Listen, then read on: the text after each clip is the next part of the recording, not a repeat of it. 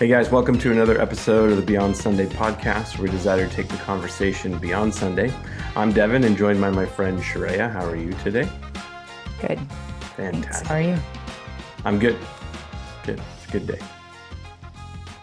Before we dive into the conversation, let's take a look at this video.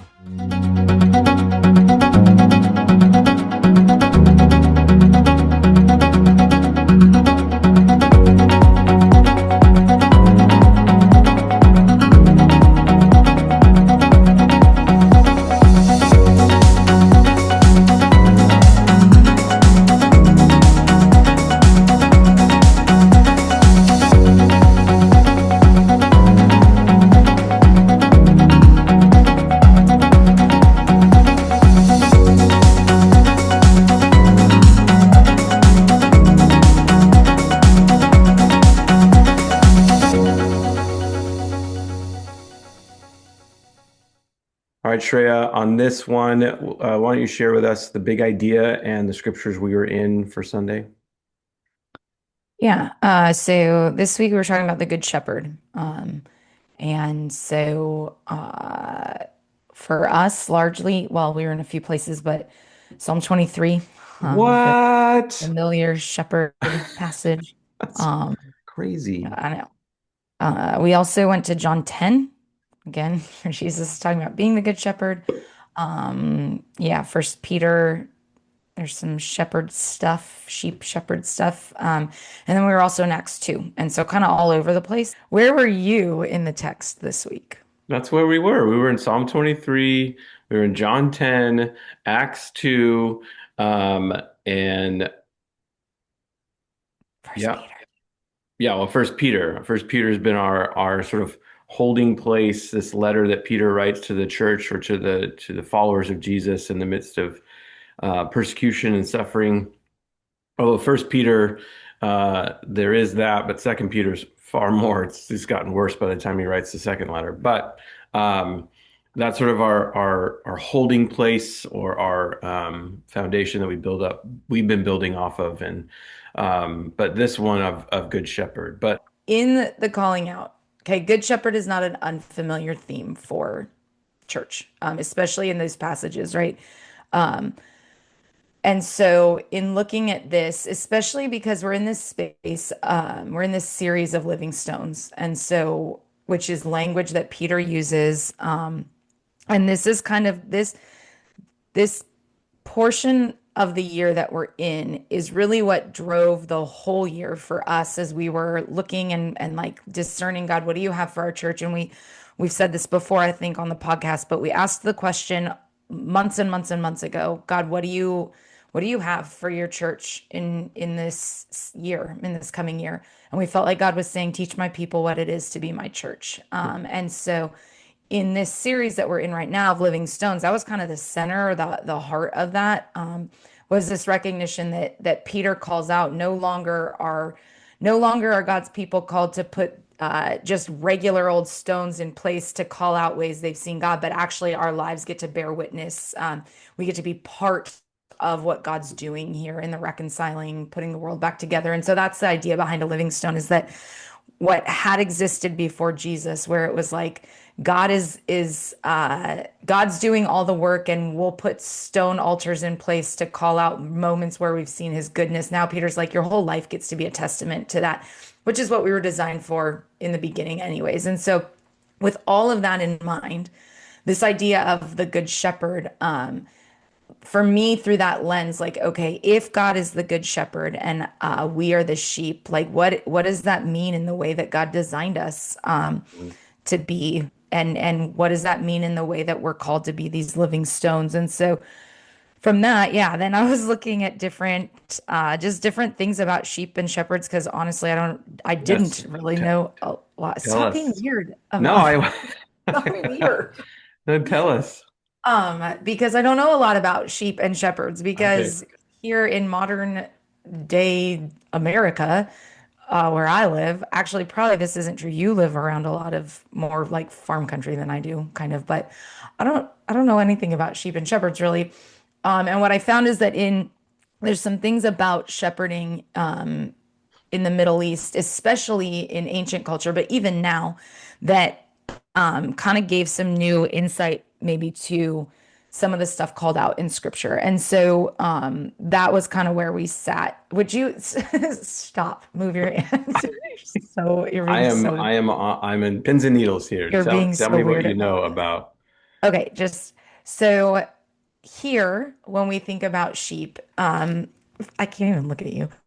When we think about sheep, like typically, maybe we're thinking about like a sheepdog. They're driven from behind, right? So we corral sheep from behind into wherever we want them to go.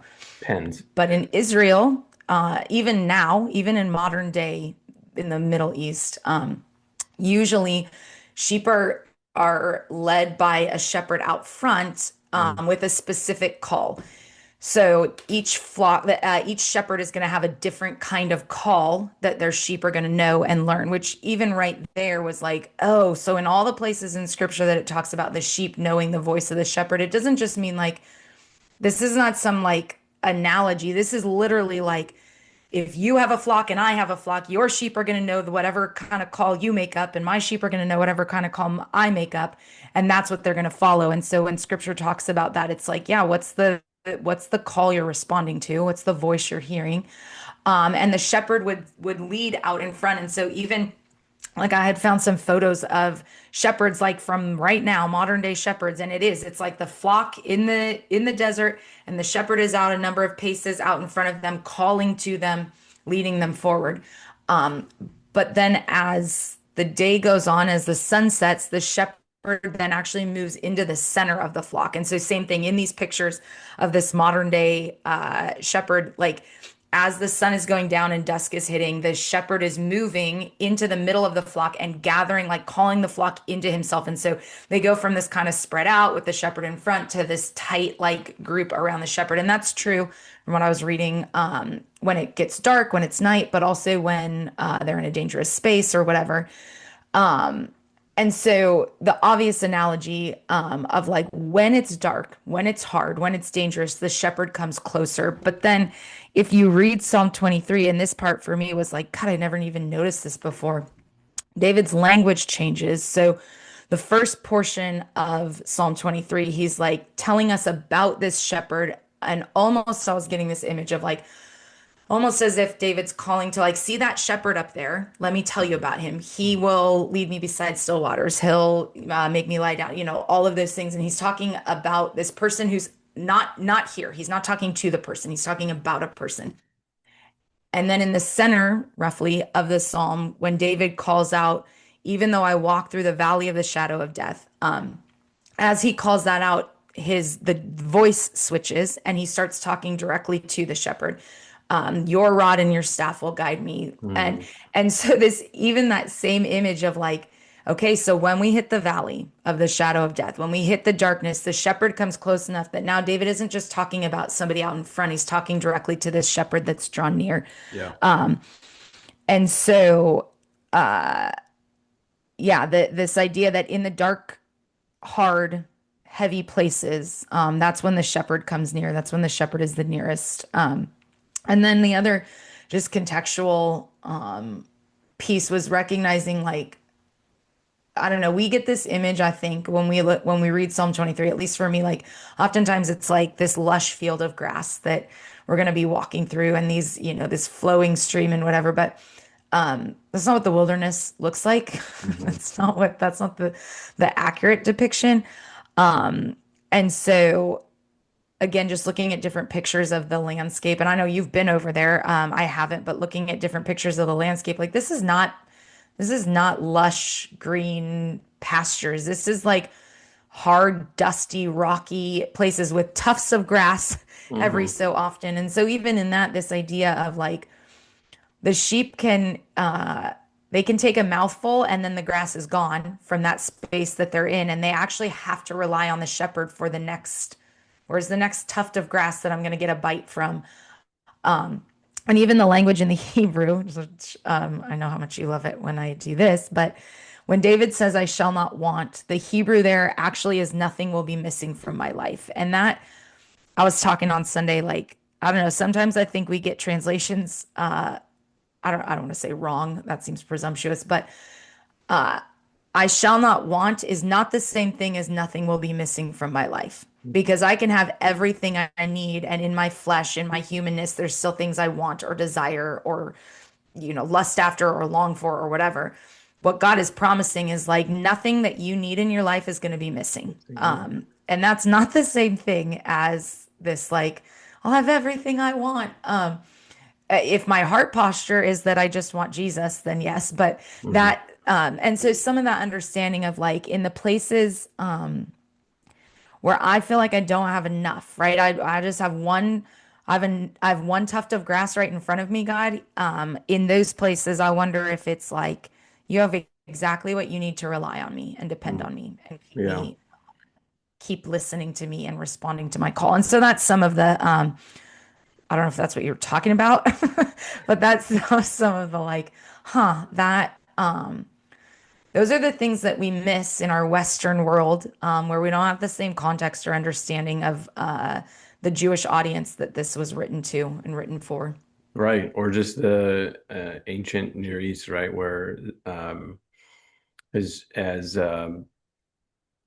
this psalm is being written and also sung, that comes with a recognition of like, oh, that there's the significance within those words that we lose in our Western context and our modern era, especially as yeah, like what we maybe perceive as sheep herding is dogs or whatnot, or farmers riding around in ATVs and corralling the sheep Right. rather than the leading out ahead, and they hear the voice of the shepherd. And um, yeah, I think what for me, I guess what I would say is that the dogs actually are the one to hear the voice of the farmer or the Sure. shepherd, and they're the ones who are responding to commands while the sheep are being directed in that way. So it's a very different in regards of the shepherd's out in front calling out,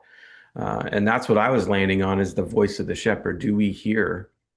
Are we our ears attuned? Are our souls, our hearts attuned to the voice of the shepherd? And too often the noise of this world drowns out the voice of the shepherd, and we no longer can hear him. We get lost. We get lost out into the wilderness or into life, and we no longer are attuned to the shepherd, and we can't hear it anymore. And what I'm reading in John 10 is that the shepherd goes out, calls the sheep, they follow, and they follow the shepherd in the steps of the shepherd. Um, and there are others who will call to them. And for those who know the voice of the shepherd, even if other voices are calling to them, they are voices of a stranger and not ones that the sheep or us will go to if we know the voice of the shepherd. And I was on Sunday, it just in the moment I was like, I know for me the example is I know the whistle of my dad. Hmm. My dad has this whistle, and so even if I can't see him, I hear that whistle, and I'll look. I'll Yeah. look, or what direction is that in and coming from, and so there are other people who have that same whistle. But I'll tell you something, because Pastor Elmer here has a whistle, and he does that for his boys and has since they were kids, and still does it, right, or to his grandkids. Elmer's whistle is different than my Hmm. dad's. It's a different tone, it's a different pitch. And actually my ears, though I haven't heard it in a while, Hmm. my ears are attuned to that Right. in such a way that it's like almost never forgot. And so when I do hear it, it's like, oh, and now my dad will do that for the grandkids, my kids and my niece and nephews. Um, but it's a very specific tone, and it's Right. like I pick up on it quickly, and I desire that for as the voice of the to hear Jesus, to hear him calling and his voice, and be attuned, so in tune to that I'm looking for him. Where are you? Yeah. And where are you calling me from? I want to be in that direction. I want to go there. I want to follow where you're leading. I want to follow in the steps of the shepherd. Right. And the other part of this that struck me even in the prep and also on Sunday was um, that Jesus, in John 10 saying, I'm the good shepherd, right? There's more of the I am statements in John throughout, like I'm the gate here in this Hmm. one in John 10, and I am the good shepherd a little later in the chapter to follow up some other I am statements. But the the I am the good shepherd that but before prior to this in John, he goes, I'm the lamb. Hmm. Hmm. And it's the like, okay, the lamb and the good shepherd in my prep and thought was like, you are carrying both sides of this covenant. You are the lamb that's led to slaughter. You are the lamb who takes away that's led to slaughter, takes away the sin of the world. And you're the good shepherd who leads the sheep into streams of living water, into meadows and grasses that I can lay down in, right? Protection, all that we read Right. in Psalm 23. I'm like, you're carrying both of it, and I simply get to sit and exist and be in the midst of enjoying the forgiveness because Jesus is the Lamb, and the protection, the guidance, the leadership of the Good Shepherd, and get to follow his voice. And I was struck by the gravity and the immensity of that even on Sunday and prepping for this Sunday. Yeah, well, because I think that Peter calls it out in First Peter also, in that portion we were in where he's Yes. calling out Isaiah, right? Yeah. But there's and especially probably because in the Moravian we're in Leviticus right now, and so we've just read through all, or we're reading through all of the like Purity uh, laws. sacrifices and yeah, purity laws and all of that. But in that, right, even we had just read through like the scapegoat where there's going to be this goat and it's the goat is going to take on all of the sins of the people and then a specific Caius. man is going to drive the goat out into the wilderness and this is going to be the scapegoat and then the language that Isaiah and Peter are using where they call out Jesus takes this sin into his body Mhm. of the entire world. And so that I imagine the people when Peter's saying that, when Isaiah's calling that out, like there's this like, oh, we know what that is. That's the scapegoat. And Mhm. so Jesus is going to be that, and he's going to be the shepherd that guides. And I think the other piece, because essentially what you're talking about there is more illumination on the character of God, I guess. Mhm. Like you're God, you'd be both that, and Right. the gravity of that, of like, God, you would be both of those things. And that's the other piece. That's what was hitting for me on Sunday, even Sunday morning, right before I was remembering. So Bryden, my oldest, who's 13 now, but when he was little, we would go to the park all the time and he would climb up and slide down slides and do monkey bars and climb all over everything. Like that kid had no fear. And then for whatever reason, when he was like 3 and I was super pregnant with his brother, like literally it was like a switch flipped. And I'll never forget the first time we were at the park with a friend and a park we'd been to multiple times that had this tall play structure. And he got to the top where he'd been a million times and he freaked out. Like fear froze, paralyzed, and it was like all of a sudden it was like you're scared of heights. Well, that meant my pregnant self regularly had to climb to the top of these stupid things because what would happen is he wouldn't realize that he was now scared of heights until he got to the top of whatever thing he was getting to. And so for like a whole season, and even like he told me I could share that on Sunday as long as I told them that he's finally over that fear, which I don't know if that's fully true, but I did say Mhm. that. Because you've seen him in his fear of heights in action, even on like an escalator. But he would like 3 to 4 years old, we would go to a park and I'd tell him the whole right there, remember, like you get scared if you get too high, so pay attention. And he would climb up to the top and then freak out. But the what was landing for me in this analogy is that sometimes he would get himself stuck in a space and I would be able to stand down looking at him and guide him. Put your foot here, put your hand there, you're okay, come down. And sometimes he was too panicked and it was clear like he's not even gonna hear me. He's not gonna hear me direct him. He's not gonna listen to what I'm doing. Actually, I have to go up there and I have to carry him down. I have to hold him down, physically guide him down. And so, in the same way, this shepherd who's like, I'll guide you when it's easy and you can just hear my voice. And when it's not, I'll actually just get really close to you. And I think, and we know, right, like the parable of the lost sheep, even like this image of like, because you called out a minute ago, like we get to choose will we listen to this voice, and that is true. And what I also know is true is that we have a God who pursues. And so when we are not choosing to follow his voice, he's coming after us. And that's First Peter calls that out right in 25. He's like, you were like sheep that have gone astray, but you've returned to the voice of the shepherd. Yeah. And this, like, I desire to hear God's voice and for that to be the thing I'm attuned to and to listen and to follow his leading and guiding.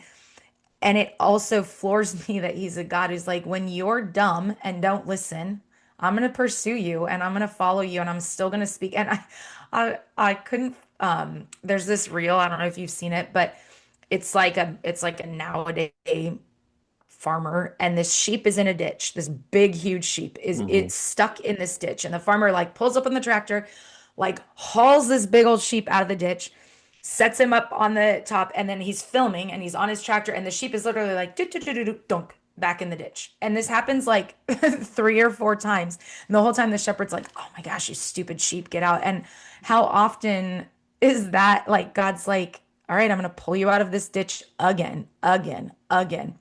He never stops doing that. And I was talking about like there were moments and days at the park with my darling child while I'm super pregnant that I'm like, you got yourself stuck up there again, figure it out. But guess what? I never did. I never left him up there. Right. And so in those spaces, like, and how much more then is the Heavenly Father Right. not leaving me in the places I've gotten myself stuck or in the hard, scary things or the moments. And in fact, in those places, not only is he not leaving us, but he's actually getting closer. And so I think for me, this was the reminder of like, this is the God we get to follow. This is the God who Mhm. loves us. Yeah. Yes. Um, Right. This is the one that, and that was for me the like Psalm 23 being this song that we sing to the shepherd. This yeah, is who you are, God. That in Acts 2, like this is what it is to live this out together. And there is something to that of if yeah, if Psalm 23 is the song we sing to the shepherd, Acts 2 is what it looks like to sing together this song. As we gather together, fellowship, break bread, worship God together, are in unity in spirit, and together in our just walking out life together as believers. That there is something to the flock in this way. That yes, the sheep and the individual, like you say, God's the kind of God and the character that's going to come and pluck us out of that ditch over and over and over again. And two, he's the God of this entire flock, the body of Christ that has come together to worship him and to reflect the glory of God into a world that desperately desires for that light to be brought into those places of darkness. For me, it was like, okay, that Acts 2, this is what it is to be the flock, the sheep of Jesus together singing this song. And here's what this looks like, right? We can offer these analogies, but none of us are sheep, and none of us have been a shepherd, right. though we are parents. So there's something to the gathering, herding cats. But the idea, like, here's if we need application for what this Right. looks like to live this out is um, as the sheep who have gone astray, who are returning to the shepherd and overseer of our souls. Here, Acts 2 offers us some of the pray together, worship together, eat together, Well, and reflect the care for glory of one God. another. Huh? Care for one another, Yeah. because that in that space, and that's some of what was hitting for me in Acts 2 on Sunday, is like they took everything they had and sold it, combined it to take care of one another. And so even the callback in this in the places where we're talking about like what is enough. And so I'm like our tendency to be like, God, we don't have enough. And he's like, I gave you exactly what you need to keep relying on me. And for me, there's that that always echoes back to the Israelites in the wilderness, right? With the manna. And he's like, You can gather more than you need for the day, but it's not going to last. I'm going to make this so that you have to depend on me. But in that, um, in the text, uh, when they're in the wilderness, it talks about some gathered a lot, some gathered a little, but they each had exactly what they need. Right, talking about the manna, God gives this sustenance, this food from heaven, and He's like, you can take what you need for the day. If you try to get more, it's going to get moldy and get worms, and it's going to be disgusting. You can take what you need for the day, but it also says that some gathered a lot and some gathered a little, but everybody had exactly what they needed. And different, I don't know, midrash and different scholars and whatever have talked about, um, does that just mean like there's some kind of magic, like I gathered up a lot, but I came back and ended up only having what I needed?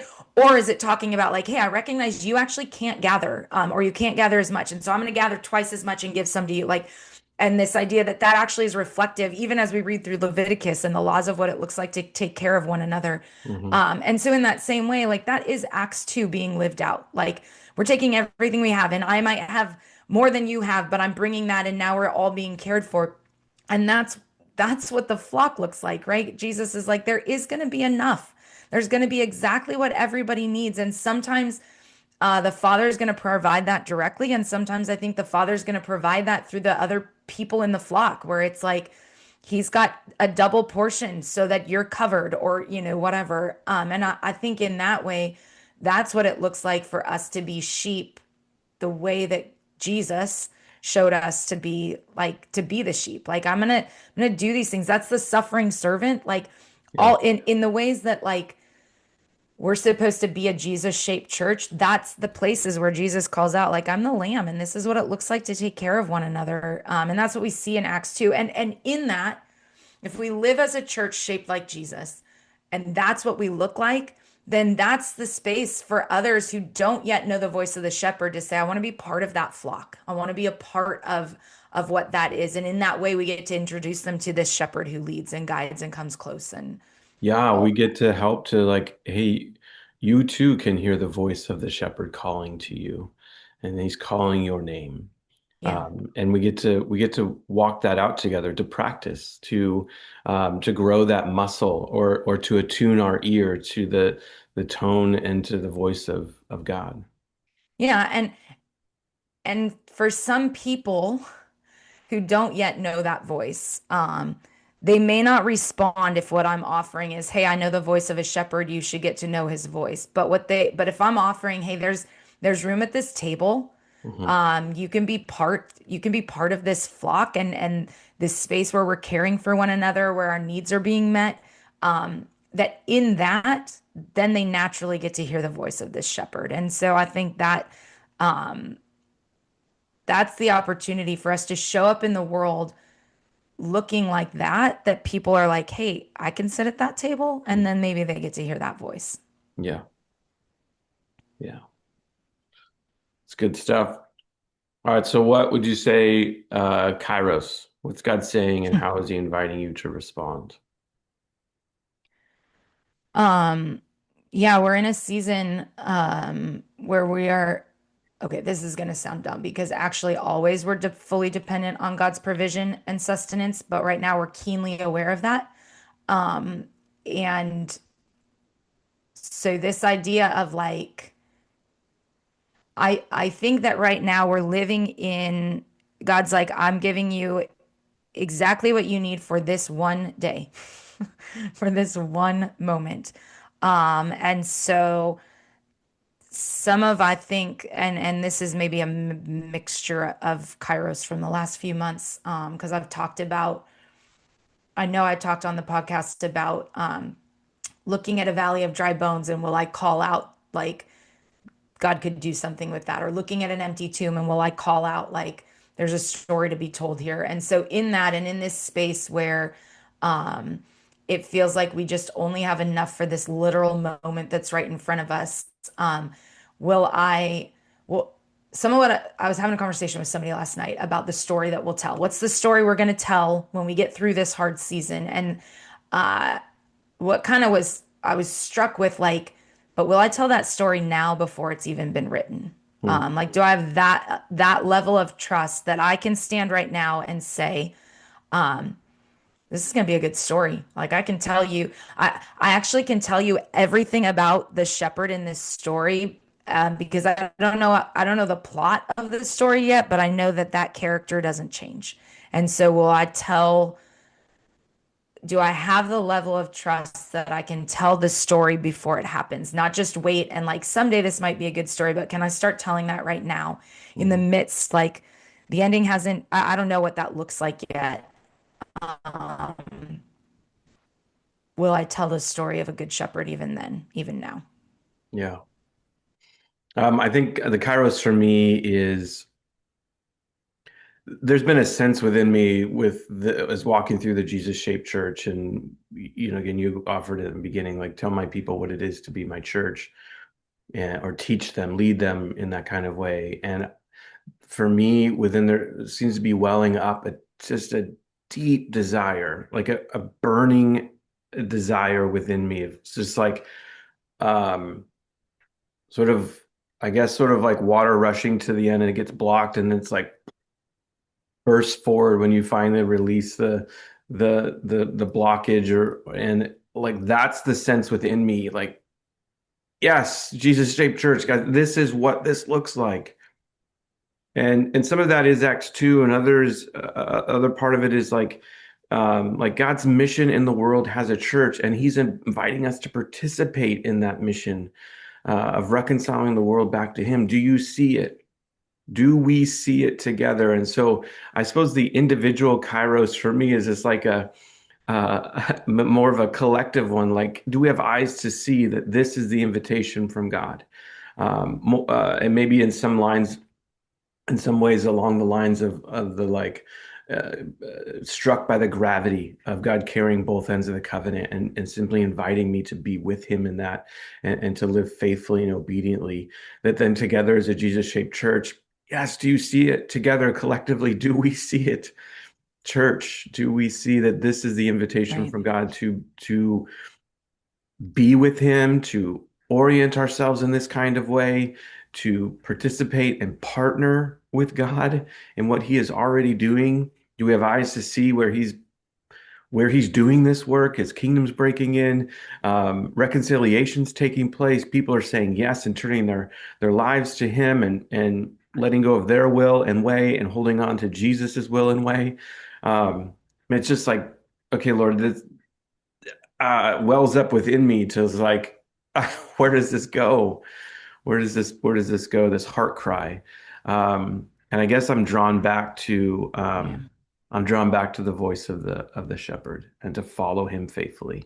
I don't have all of, what tomorrow and the next day and the next month is what's needed there.